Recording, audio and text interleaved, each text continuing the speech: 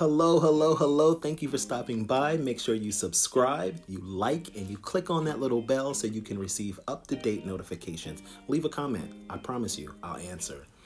Today we are going to be planting a Burle Marx philodendron, and I would be remiss in talking about that philodendron or that special plant without bringing up its namesake, Roberto Burle Marx. Roberto was a Brazilian landscape architect, as well as a painter, a printmaker, an ecologist, a naturalist, artist, and a musician. He was a lot of things. He is accredited with having introduced modernist landscape architecture to Brazil. His work had great influence on tropical garden design in the 20th century, and water gardens were a popular theme in his work. And he's one of the first people to call for the preservation of the rainforest. This right here is the Burle Marx philodendron in its natural setting. And what is in my hands? It's my Burle Marx philodendron. And like I've already said before, this is so special to me for a few reasons. One of the reasons is I love philodendrons. Like, my favorite plants are philodendrons, alocasias, and monsteras. Like any form of any of those. Also like peperomias and sansevieras a lot too.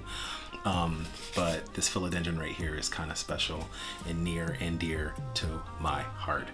I don't think you can call this a clipping, but I got a clipping not too long ago, and I've had it in water, and some of the leaves have died. But I wanted to keep it on because I wanted to do like a real replant for you guys. So this is my buddy, if you can see in there. Maybe you can't. Maybe you can right here. Some of those beautiful vines, or roots vines, like it's my first time at the rodeo. Some of these roots right here are just so beautiful, and some new ones have come in the last few weeks, so I'm super happy about that. So today we're gonna replant this guy. And just to give you a little bit of background on the philodendron Burle Marx, it enjoys bright light. Make sure that you are giving your plant bright light, and that doesn't mean direct light. It kind of grows underneath the canopy of the forest floor. On the forest floor, it climbs trees, so it's a climber, but it's also going to have the shade of the trees that are above it. So it likes bright light. It's gonna love that, but don't burn it with direct light, okay? And that also goes for your grow lights. No direct light, okay? So today I got this pot right here from our house, because the our house by me was closing, and I got this buddy for $5. $5. It's a little bit bigger than what I would want to plant this in because it's small, but I'm still going to do it because I kind of don't like rolls. There is a small amount of drainage in there. You can't really see, but it's not a lot. So I'm going to fill it with leca first, okay? And before I even start all of this, I have to let you know, my GGG, my good girlfriend, Tima, who got me the t-shirt in the last video, got me some snippers because she didn't like that I was using a razor in the other video. I do like using a razor, but I'm gonna use these buddies today. Thank you, Tima. Those are your light requirements. You want to make sure that it's in a north or east facing window. There's always fixes for that. If you don't have a north or east facing window, you can use artificial light. The plants do not mind that, just as long as it's a full spectrum. But you do want to mimic the environment carefully. You can hear the Brazilian music because this is native to Brazil. When it comes to watering, you want to follow the directions that all philodendrons kind of fall under. You want to keep the soil moist. You do not want to keep it wet, and you want to dry it out in between waterings. So make sure because if you overwater it, you can lead to root rot and diseases in your plant. And you want to use well-draining soil. As far as temperature and humidity, you want to keep it between 60 and 74 degrees. And I would use a humidifier. I like humidifiers. That's it. Let's get to the repotting. Like I said, I will be using leca. I really like there's a ton of brands that you can use. There's a ton of brands that you can use, but they don't come packaged really well, so I won't be showing any of that packaging. I just really like these guys, and they take up space, so you're not trying. Dirt is expensive.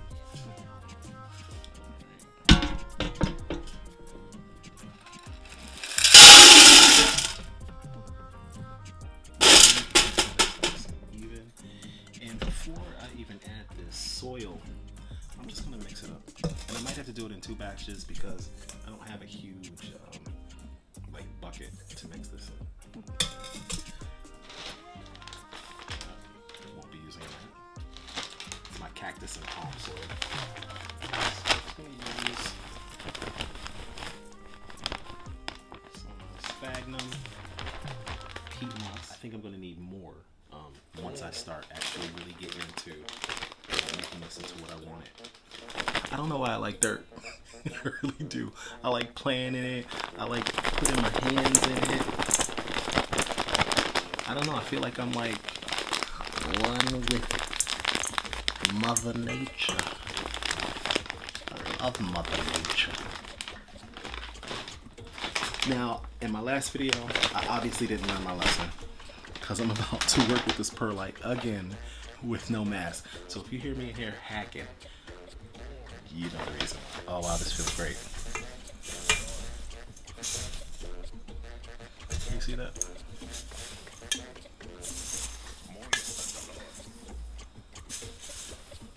It's really nice. And look at that. Can you see those lava rocks? Well, you really can't see them. They're tiny. It's gold. Oh, it feels so good in betwixt my fingers. Oh.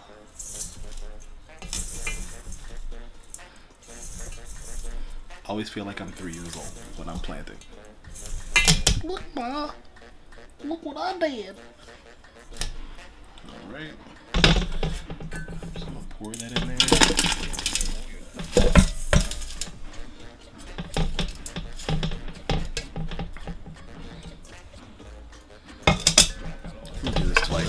Now, typically, when you're planting your Philodendron Burle Marx, you do you only want to do 2 to 3 inches bigger than what the plant is. Again, I'm not following the rules. I'm planting it in a very large pot. I really like that pot,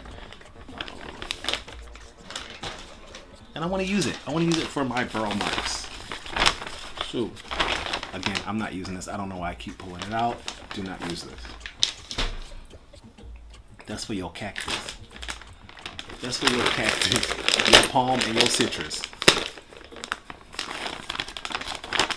I like to use that for succulents too.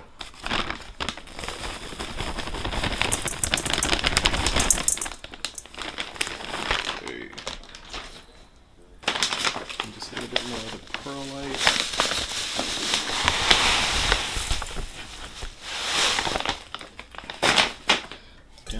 That looks like. Okay, I'm just gonna get in there and mix that up. Oh, ASMR, hold on. Oh yeah, you hear that? Oh, that's that good dirt. That's that good dirt, you dirty dirt. You're dirty dirt. You're bad dirt. Bad dirty dirt. Okay, I'll put that to the side. Alright. Alright, you can't really see because I'm still trying to figure out these camera angles, but I'm just going to make a divot for it. So I started with my Leica and then my potting mix went on top. I'm going to make like a cone, a conical, big word for today, conical. So today you've learned how to plant a Burle Marx Philodendron, and you learned the word, whatever it was I just used. Conical.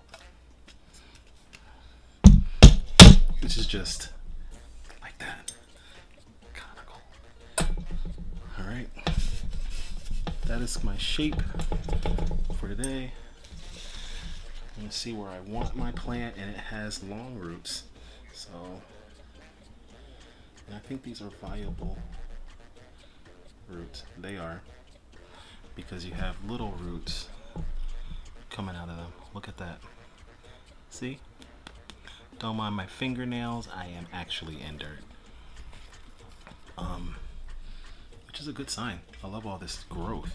I know that I'm going to want it to sit about here. That feels good to me. Feels good. Alright. Looks like I might even have to make more of this potting mix, which I'm hoping I do not.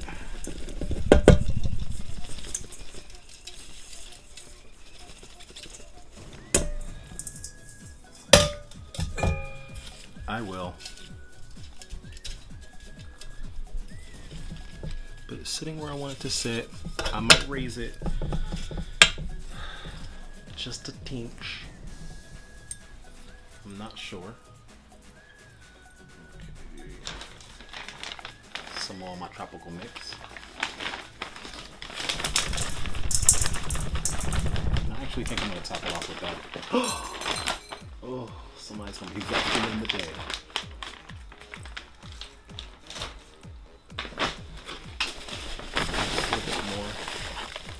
Perlite. A spoonful of perlite makes the medicine go down. No, it doesn't. It makes you choke. It's dusty as a mug. Right. Mama in the kitchen cooking.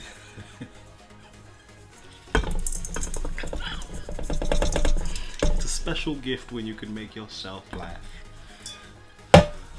Like I can. I had no friends growing up. It's like I have a whole bunch of friends. Okay. And just know, this is a dry mix, so when you put water in it, she might just sink down. And I know I called my plant a he before, and now I'm calling it a she. I think it's apropos. I think it's apropos. Conical and apropos. 2 learned words we've learned today.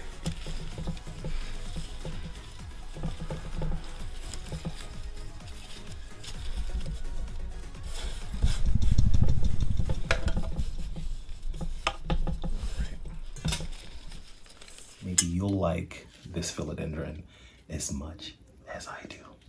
Oh, Papa loves you. All right, until next time, make sure you like, you subscribe, hit that little bell so you can get updates whenever I post something new. If you have any questions, please leave them in the comments below. I'm gonna also leave you guys a link on the materials that I used so that you can get them yourself. And if you have a friend named Tima, like I have a friend named Tima, maybe she'll get you some shears too. Bye guys. Until now, you thought I was gone, but I'm not. I wasn't ready to leave you guys. I wanted to give you some more information on Mr. Marx. So guess what? Little fun fact. Roberto Burle Marx is related to none other than, drum roll please, Karl Marx. His father was his cousin.